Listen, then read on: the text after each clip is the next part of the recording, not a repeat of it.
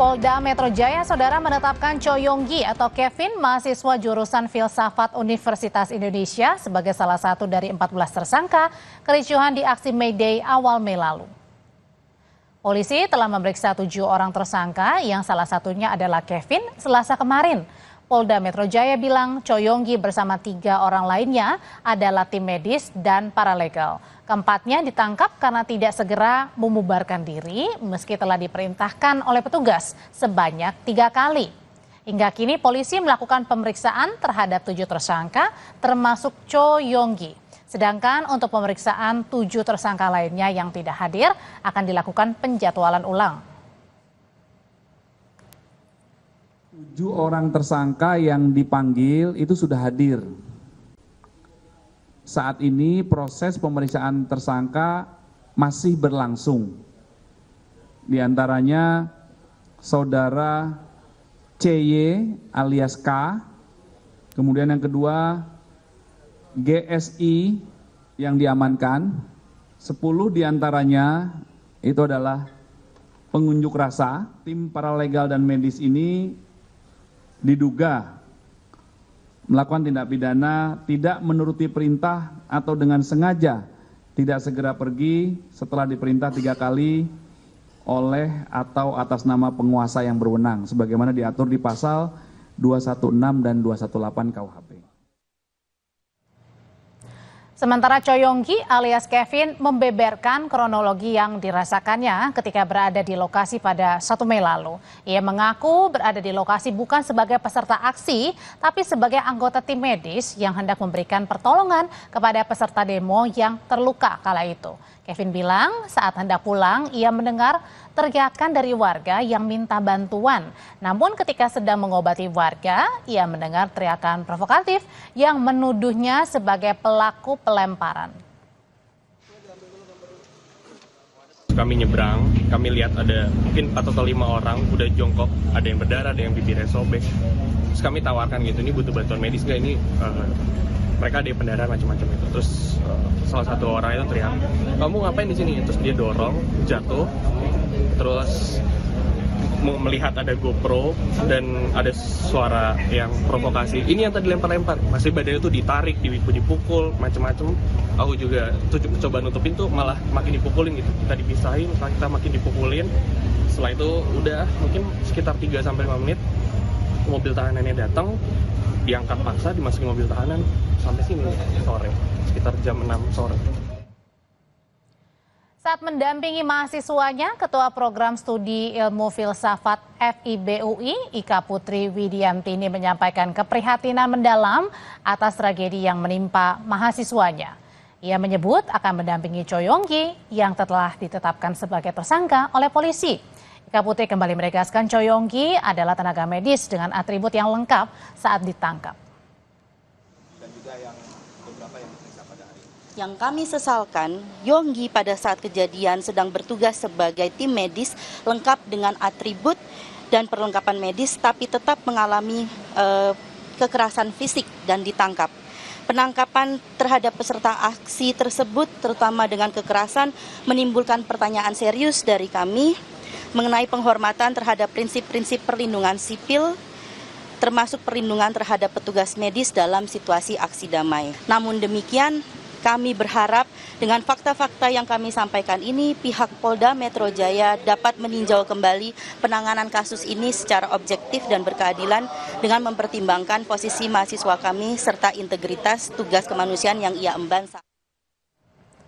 Untuk membahas lebih lengkap, saat ini kita sudah bergabung dengan Yusuf Warshim, anggota Kompolnas, dan ada Taufik Basari selaku dosen tidak tetap UI yang juga merupakan anggota Komisi 3 DPR RI, fraksi Partai Nasdem. Mas Taufik, Mas Yusuf, selamat malam. Selamat malam. Saya klarifikasi, saya sudah tidak lagi menjadi anggota DPR saat ini. Oke, ya, baik. Nanti kami akan memperbaiki. Saya mau ke Mas Yusuf dulu. Mas Yusuf, Anda sebagai anggota Kompolnas, dengan penetapan Cho Yonggi sebagai tersangka yang merupakan tenaga medis, ini sudah tepatkah? Baik, jadi kami sejak ada informasi penahanan 14 mahasiswa yang itu ada kegiatan UNRAS di depan gedung DPR 1 Mei, itu kami melakukan monitor. Pada waktu itu sudah ada yang ditetapkan tersangka sekitar tanggal 13 Mei, 5 orang ya, yang itu belum menyentuh yang pada saat ini kita sorot, ya, mahasiswa UI ini belum ke sana. Nah, jadi begini, ini perlu dikonfirmasi dulu dari pihak Polda Metro Jaya, harus transparan. Kalau memang ada pelaporan, disampaikan ada pelaporan, sehingga ini harus jelas. Gitu. Kalau memang tidak ada pelaporan, tentu ya sebaiknya mahasiswa-mahasiswa yang sudah dilakukan penahanan itu dilakukan pembinaan agar apa yang dimaksud kegiatan unjuk rasa itu tidak dilakukan pro justisia. Ya, kalau tindak pidana kan pasti dua unsurnya, perbuatannya sama motifnya. Nah, ada perbuatan. Apakah ada motif? Ya. Ya, tapi kemudian kan khusus spesial dari Choi Yong-gi ini kan merupakan tenaga medis. Apakah tepat atau tidak pada saat tadi Kabid Humas mengatakan kan sudah mengaku memang tenaga medis, tapi kemudian 3 kali tidak mau mengindahkan ya dari imbauan polisi. Nah, apakah penetapan tersangka ini sudah tepat kepada seorang tenaga medis? Ya itu tadi, apakah ada perbuatannya yang dimaksudkan, yang dituduhkan, yang disangkakan itu terkait dengan awal ada laporan polisi, ada aduan polisi atau tidak. Kalau hanya sekedar tidak mentaati perintah penguasa, ya itu sangat sederhana sebenarnya. Artinya saya sebagai anggota Kompolnas sebenarnya menaruh perhatian serius terkait dengan penanganan unjuk rasa oleh kepolisian. Nah, maka kegiatan unjuk rasa itu apakah memang benar unjuk rasa, kan sebenarnya motif untuk melakukan perusakan dan sebagainya sebenarnya itu tidak ada di dalam perencanaan kegiatan unjuk rasa. Oleh karena itu untuk menetapkan proses penyidikan yang kemudian ditetapkan sebagai tersangka, kami sendiri telah menyampaikan saran-saran kepada pengawas internal Polda Metro Jaya agar berhati-hati dan cermat ya. Kalau inginnya ya diamankan, dilakukan pembinaan, tidak sampai ke proses meja hijau. Itu yang kita harapkan sebagai komitmen kita negara demokrasi, di mana kebebasan menyampaikan pendapat itu adalah jamin konstitusi, meskipun ada hal-hal yang itu tidak sesuai dengan niat awal unjuk rasa, itu tugas kepolisian untuk melakukan pembinaan agar unjuk rasa itu baik sesuai dengan undang-undang itu. Nah, saya mau kembali lagi, kalau gitu saya mau ke Mas Taufik. Mas Taufik, saya mau kembali kepada saat peristiwa 1 Mei. Pada saat itu sebenarnya Choi Yong-gi ini, mahasiswa ini yang juga merupakan tenaga medis, sebenarnya sedang apa? Dan apakah benar terlibat dalam orasi yang kemudian tidak mengindahkan peringatan polisi? Jadi Choi Yong-gi atau Kevin hadir dalam aksi May Day itu sebagai relawan tim medis ya, bersama beberapa relawan tim medis lainnya.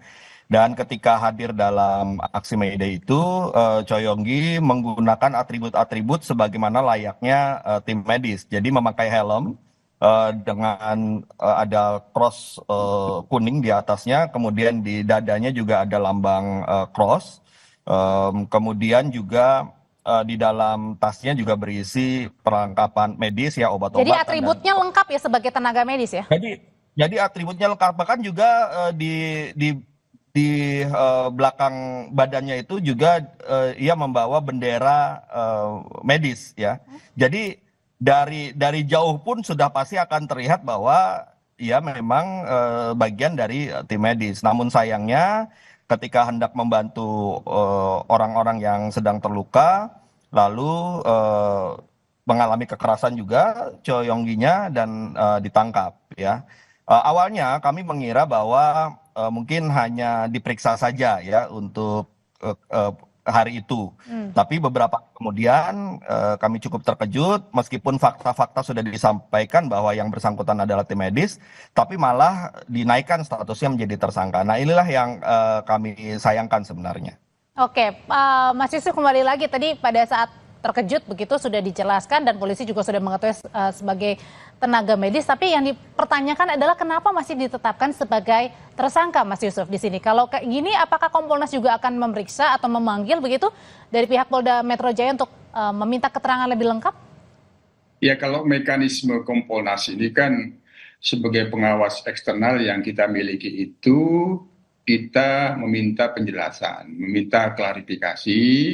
Hasil klarifikasinya itu akan kita dalami apakah penyidikan yang dilakukan terhadap kegiatan unjuk rasa yang itu semula ada 14 mahasiswa yang ditahan itu sudah tepat sesuai dengan SOP itu dulu. Yang pertama, yang kedua dari sisi material apakah memang sudah tepat penetapan tersangkanya, itu yang akan kita dalami. Untuk ini sejauh ini memang kita belum mendapatkan penjelasan secara lengkap. Hanya sekali lagi pada tanggal 13 Mei kami berkomunikasi dengan pengawas internal yang pada waktu itu sudah ada penetapan tersangkanya itu 5. Ya, kita berharap bahwa proses terhadap kegiatan-kegiatan unjuk rasa yang itu di dalamnya memang tidak bisa ditepis, ada dugaan anarkisme, dugaan perusakan fasilitas, ya tentu itu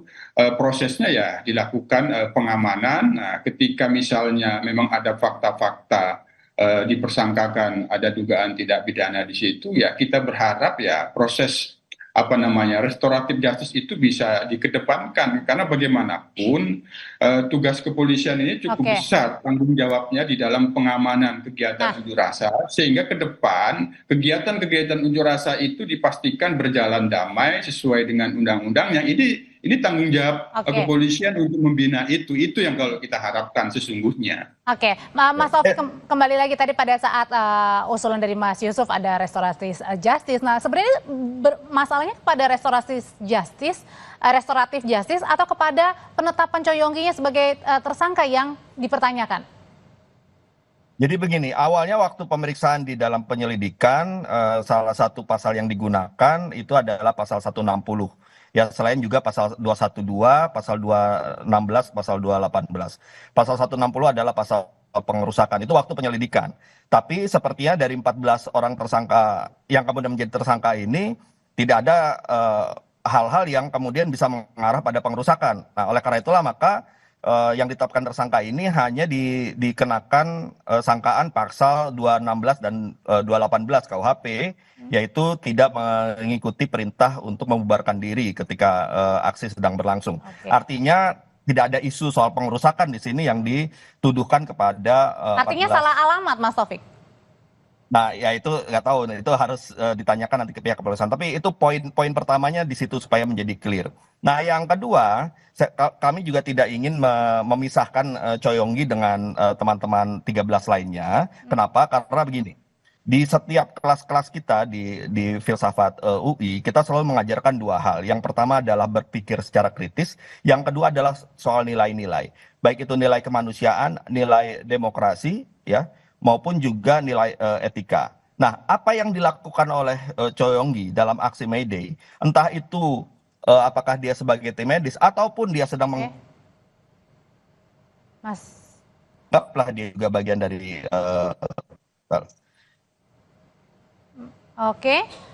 Mas Taufik. Iya. Silakan Mas Taufik. Masih tersambung? Iya, silakan. Oke. Kalaupun dia juga menjadi, anggaplah juga peserta seperti beberapa kawan lainnya di dalam 14 tersangka ini, maka mereka itu juga sedang menggunakan hak konstitusionalnya untuk menyampaikan pendapat. Nah, artinya, ya karena nilai-nilai inilah yang sedang dijalankan oleh Choi Yong-gi dan kawan-kawan, maka kami dari kampus tentu mendukung ya mahasiswa kami yang sedang menjalankan nilai-nilai yang selalu kami ajarkan di dalam proses belajar mengajar di kampus ya, di jurusan filsafat ini. Nah, oleh karena itu maka ya kita berharap juga pihak kepolisian tentunya juga melihat konteks ini. Yang pertama adalah mempelajari fakta yang ada sehingga dapat mempertimbangkan kembali apakah tepat penggunaan tersangka kepada Choi Yong-gi dan juga kepada yang lainnya, juga dalam konteks kita ingin membangun negara yang demokratis, yang menghormati hak konstitusional warga negaranya. Oke, kalau gitu pertanyaan yang sama, Mas Yusuf, ini kemudian yang dilihat juga bisa jadi jangan-jangan salah alamat nggak dengan penerapan pasal yang diterapkan kepada Choi Yong-gi? Itu tadi, semula kegiatan unjuk rasa itu kan tidak berdiri sendiri masing-masing.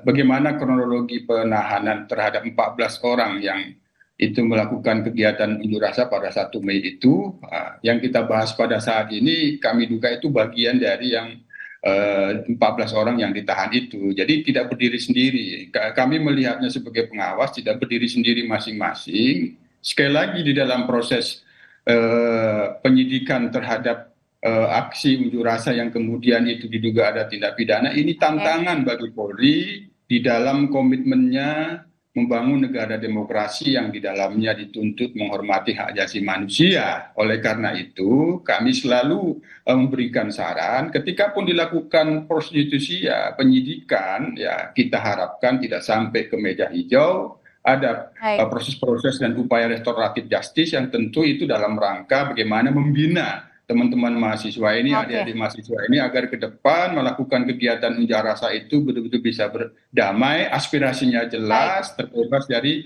tindakan-tindakan yang anarkisme. Jangan sampai gara-gara tidak menjalankan, mematuhi perintah kepenguasa yang berwenang kok kemudian ditetapkan tersangka. Itu sangat sederhana sekali. Itu yang kita harapkan tidak terjadi demikian. Terima kasih Mas Yusuf Warsim, anggota Kompolnas, dan ada Taufik Basari, dosen tidak tetap Universitas Indonesia.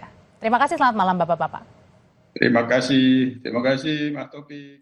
Setelah ini saudara, kami hadirkan informasi dari jemaah haji Indonesia mulai berdatangan ke Arafah untuk rangkaian puncak haji. Lalu bagaimana kesiapan fasilitas bagi para jemaah, kita bahas bersama rekan saya, Radisa Putro.